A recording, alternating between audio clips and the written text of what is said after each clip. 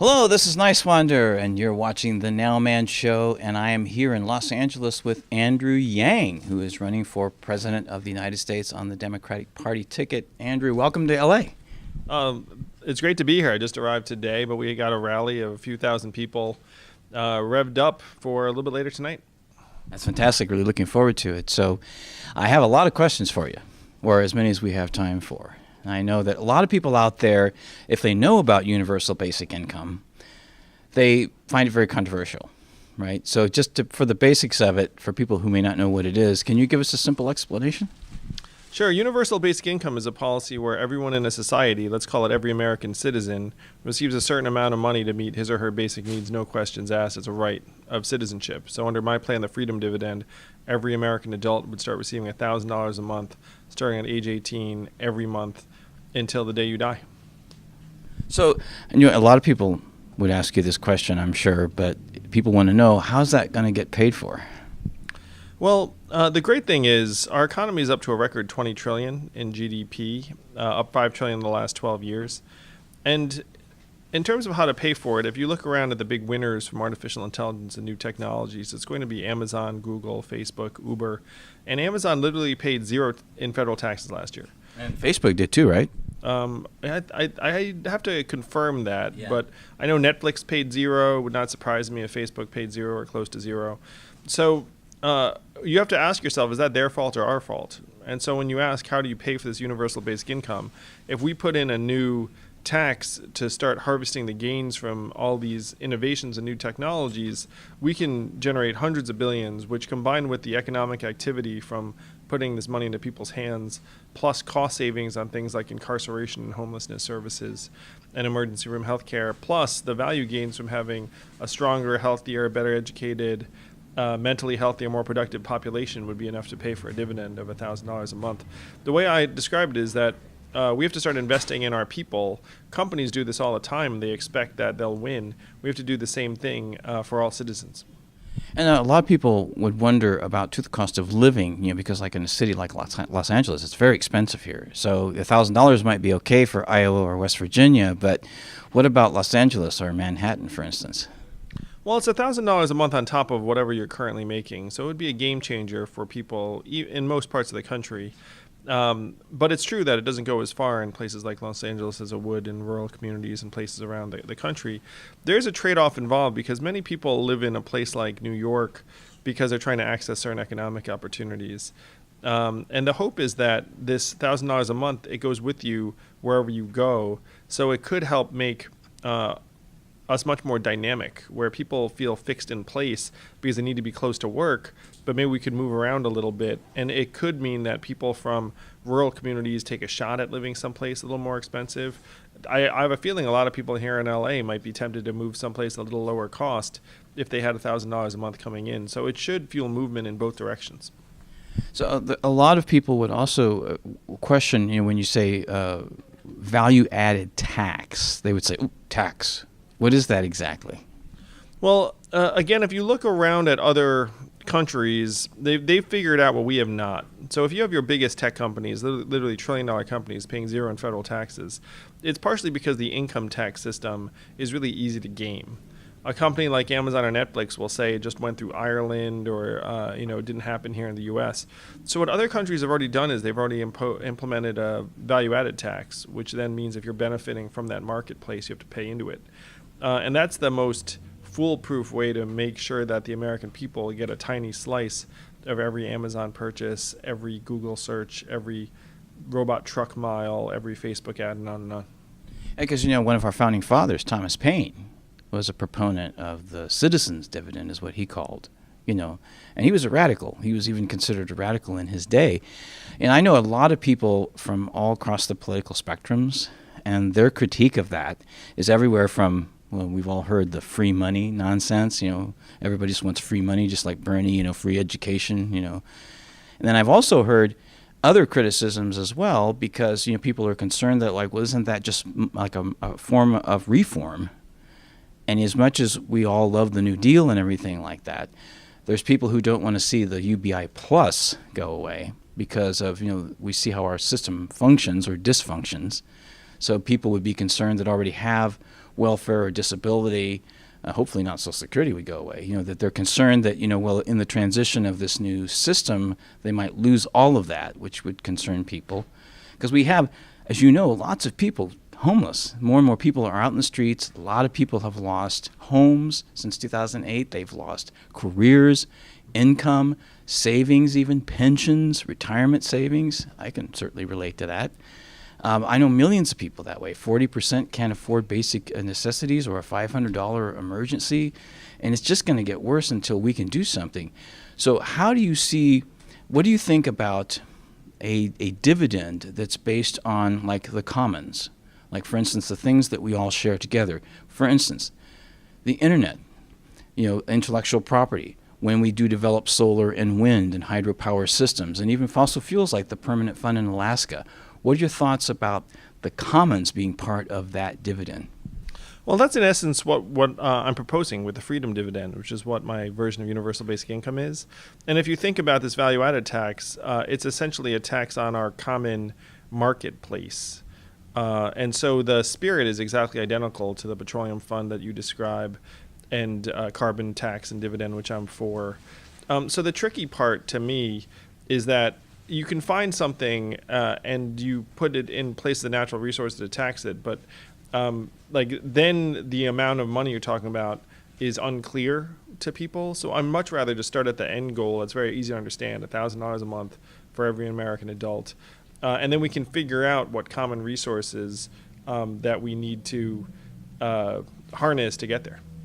Yeah, and that's true. We can it's great that you're doing this to open up the discussion and get some movement on it, because I have family in Switzerland, and I first learned about UBI that way from the referendum. Are you familiar with that from like 2015, 2016? Yeah, but they were asking for, I believe, something like $36,000 a person per year. But I want to say very clearly, we can do more than just elevate the ideas. We can win the whole thing.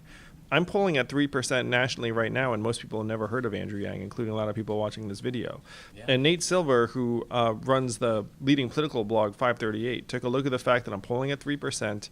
I've raised millions of dollars in increments of only $19. So we joke that my fans are even cheaper than Bernie's, where I have over 100,000 donors now who've donated an average of only $19 online.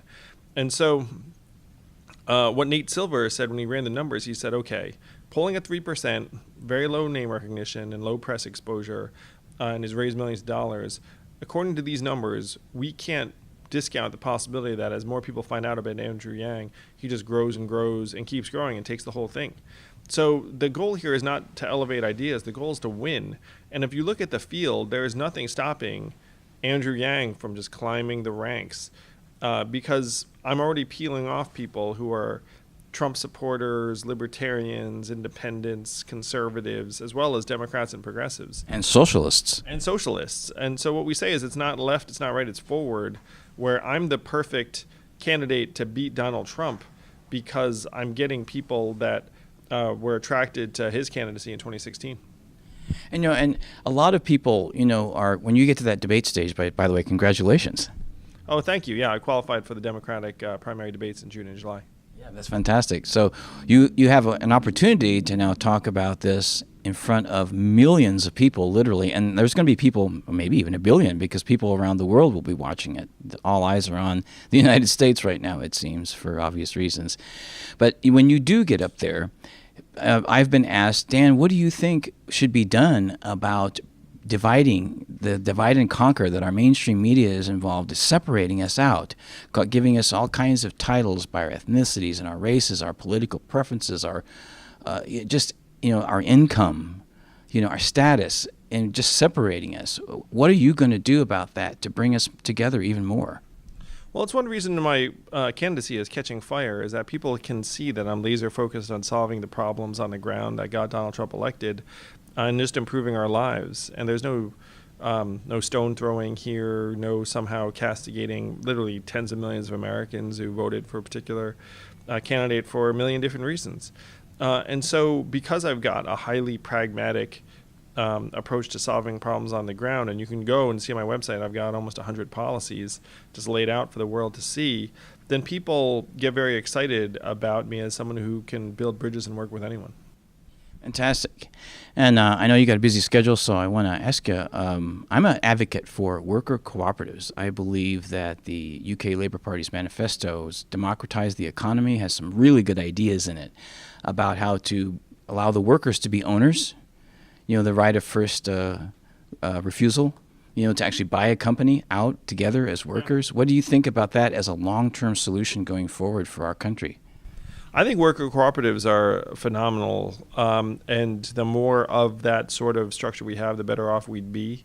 That's one thing I love about the Freedom Dividend, is that workers having that sort of ownership stake becomes much more realistic in an economy where people all are sharing in the rewards and have some resources to bring to the table. Where the worker subsistence model is just going to get more and more punishing. And so we have to make owners out of everyone of this society. That's one reason why it's called a freedom dividend, because that's what owners receive when they own shares of a company. They receive a dividend, and we are the owners and shareholders of this country. We should get a dividend, and that would put more workers in position to become owners of various businesses. And the more we develop those kinds of businesses like solar and wind and hydropower, it becomes obvious this is the commons that we all actually, we're building this wealth that you were talking about. We all built together. Even if some people are out of work for a while, everybody contributed to this for decades or however long, you know what I mean? So we should be able to get something back, and the wealth should not, this great wealth that's been created should not be going primarily to the top. It's something like 80% now. It was ridiculous. So we have to start taking those measures to go in that direction and make sure that I think the system needs to reorganize the structure so that wealth is distributed differently in the first place. Yes. Don't you agree? And the most effective way to do that is through something like universal basic income, to build what I call the trickle-up economy. Yes. From people and families and communities up. And there are, frankly, relatively few paths to try and build that economy. And in my opinion, everyone's going to understand very quickly that the fastest, most direct, and successful path there is going to involve just putting money into people's hands. It's like a lot of other politicians are trying to backtrack into it in various ways. It's like, oh, we're going to try and make this free, we're going to try and make that free. But like the best way to make us all owners and beneficiaries is to put money in our hands. Exactly, and we'll contribute to the economy. And the money's just going to get circulated over and over again through the economy. And we're all going to win for it. Like, even if you go to a room full of CEOs, which I have spoken to, and they know that their businesses do better in an economy where people have money to spend. And we'll be able to help people that actually are in need, like the people in depression, people that are on addicted to opiates, and also too, I'm an advocate for encouraging people to be productive. And to be honest with you, I think most people actually want to be productive, don't you? Yeah, of course. And that's one of the things that studies have shown with universal basic income, is that work levels stay essentially the same. The only two groups that work less are new moms who spend more time with their kids and teenagers who graduate from high school at higher levels. So I don't think anyone's going to get mad at that.